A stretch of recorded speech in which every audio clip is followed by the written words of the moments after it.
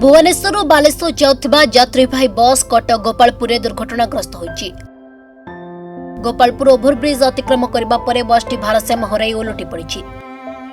तेबे से बस रे अनेक यात्री आहत होइछन्ति। सेमानक मध्यरु जनकर मृत्यु होइछि।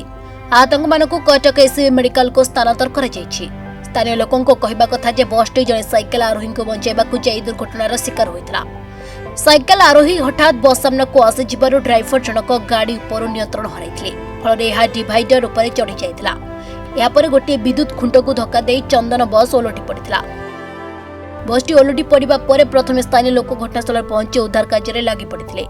या पर अग्निशम बाहिनी और एम्बुलेंस आसी पहुंचीथिले और उद्धार कार्य लागि पड़िथिले। तेबे गोपालपुर बस दुर्घटना आहत होई 12 जन आहत व्यक्ति एससीबी मेडिकल दे भर्ती होइछन्ति। जन व्यक्ति मेडिकल दे मृत्यु होइछि। मृतक हेले चंदन बस कंडक्टर प्रकाश स्वाई। तांको घर सदर थाना अंतर्गत खलरदा अंचल रे जन वर्तमान सुधा एडमिटेड होइछन्ति। जनकर मृत्यु होइछि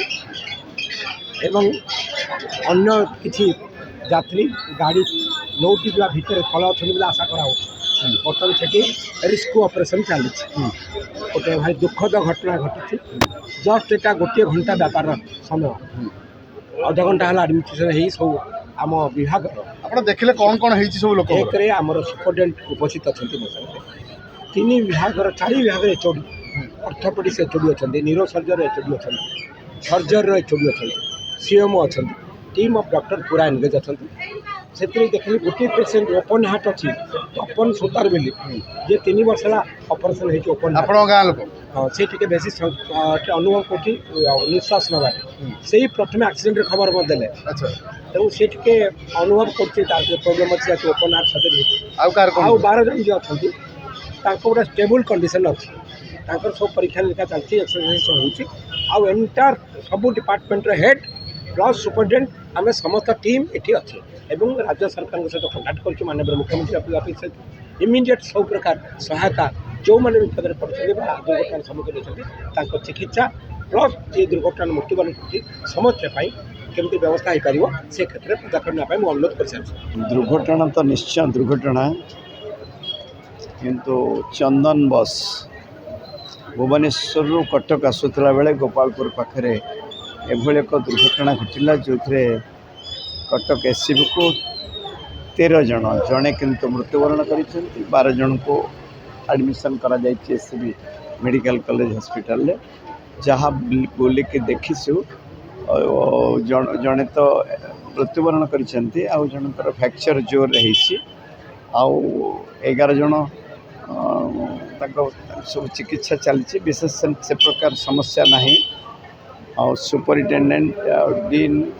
प्रिंसिपल एससीबी समस्त टीम सब doctors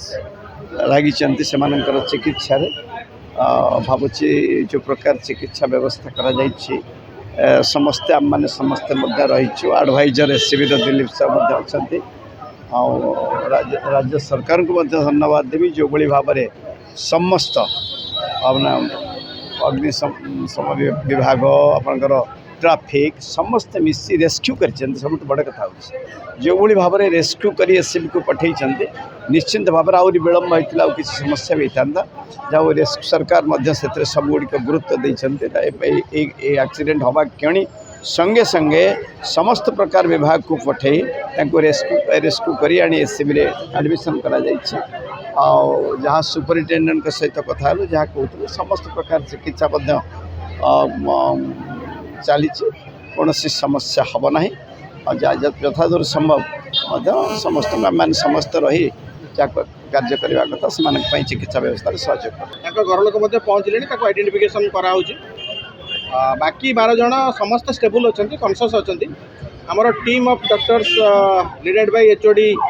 orthopaedic HOD surgery HOD neuro surgery एवं सुपर मेडिकल सुपरटेंडेंट उपस्थित अच्छा समस्त स्वास्थ्यर प्रारंभिक पर्यायर जो परीक्षा करा